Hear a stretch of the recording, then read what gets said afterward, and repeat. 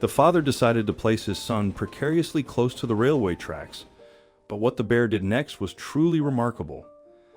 This extraordinary tale recounts how a bear intervened and courageously rescued the child from the brink of disaster, snatching him away right before his father's eyes, ensuring the child's safety. At the tender age of 17, Henry and Grace exchanged vows and tied the knot, a heartwarming event that drew the entire village to celebrate their union. The villagers were captivated by the beautiful love story that brought these young souls together. Just a month after their marriage, the delightful news of Grace's pregnancy filled the couple's hearts with joy. Eagerly, they began preparing a cozy space for their soon-to-arrive bundle of joy. With much excitement, they furnished a small room, adorning it with a wardrobe and a snug little bed, while collecting clothes and toys to lovingly welcome their newborn. Their dreams didn't stop at just one child. They envisioned a larger family as was customary in the village. Their hearts brimmed with hope for a future blessed with many children to share their love and happiness. When it was time to give birth to Grace, Henry called his friend that he had to take care of his wife to the hospital, but he told him that his car had broken down. Then the young man became very nervous and immediately called the ambulance. The ambulance arrived so late that Grace completely collapsed, while her husband kept hugging her and trying to calm her down. When the ambulance arrived, the young woman had gone to the hospital, where she was immediately transferred to the maternity ward. The young man was waiting. After a few moments, the nurse came out and told him that his wife would not be able to give birth naturally, and she would have surgery, which made him more worried.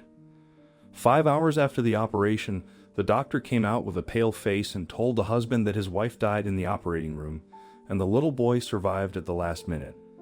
Henry was shocked when he heard what the doctor said and started screaming with all his might.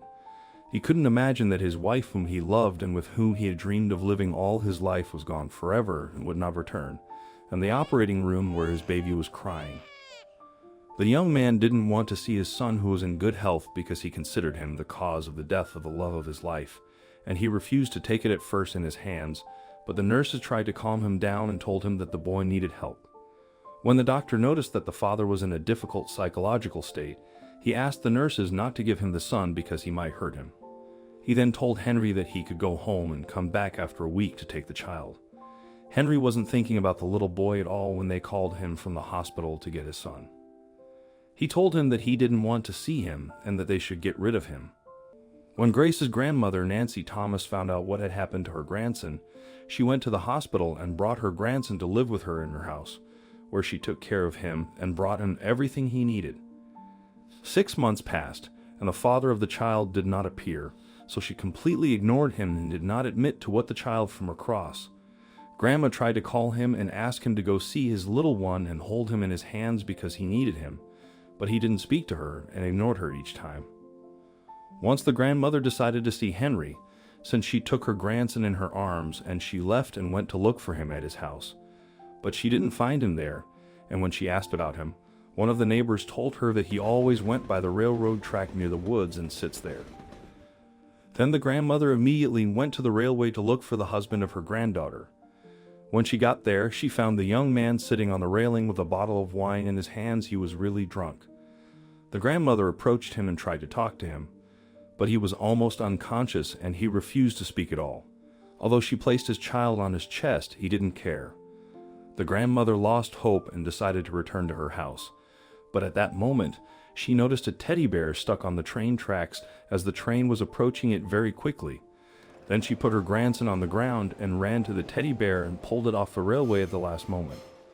The train nearly hit her. Grandma was terrified, but she rejoiced when she realized that she had managed to save the little bear. Meanwhile, a large bear appeared, probably the mother of the little animal.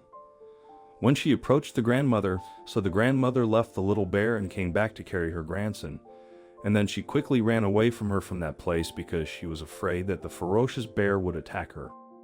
Grandma was walking and looking back because the bear and her baby were following her. She didn't understand what they wanted from her, since they didn't want to hurt her. Otherwise, they would rush to catch up to her. Grandma thought they might want to thank her for what she had made of her, but they couldn't find a way to do it. The bear came every day with her cub and would sit in front of Grandma's house for a while. Then she would go away, Then Nancy even over-realized that the two animals were peaceful and wanted a friendship with her. She then offered them food and water. She went over to them and gently touched them as her two old grandsons came over and the little bear played with him. One day, Father Henry came to the grandmother's house and told her that he wanted to take his baby because he decided to remarry and wanted to rebuild his life. The news pleased the grandmother very much, and she gave the baby to his father and gave him clothes and things, and then she said goodbye to him with tears in her eyes. The grandmother went every day to visit her grandson, and she was very happy that his father had taken care of him and was planning to marry a young woman she had recently met named Linda. Days passed, and the bear and the little cub did not go to visit Nancy Thomas's house, which made the grandmother think that they'd moved to live somewhere else.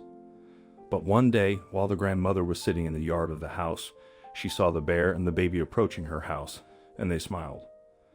The sheep eagerly awaited the grandmother's arrival, and as they reached her, she noticed the mother bear carrying something in her mouth. To her astonishment, it was a little boy, her very own grandson, whom she had entrusted to his father just days before. Despite the child appearing calm, he seemed worn out from the bear's journey to the house. The grandmother comforted him and immediately headed to the police to report the incident. Upon investigation, the police unraveled the disturbing tale.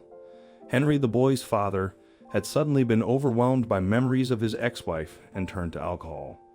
He had carelessly placed his son on the railway tracks, while he drank himself into a stupor on the edge of the tracks. As an express train approached, the heroic bear intervened just in time, snatching the boy to safety and delivering him to his grandmother's house. The bear left Henry sleeping there, and from that moment on, the grandmother's love and protection enveloped her beloved grandson. After the grandmother saved her son months ago, the bear repaid the favor by rescuing her grandson from danger when his drunken father neglected him. The police warned Henry that future neglect could lead to custody loss, prompting him to marry Linda, and together they cared for the boy. Determined to change, Henry quit drinking and devoted himself entirely to his beloved son, who formed a strong bond with his father. Meanwhile, the bear and her cub frequently visited grandmother Nancy Thomas, bringing comfort to her life as she spent more time at home.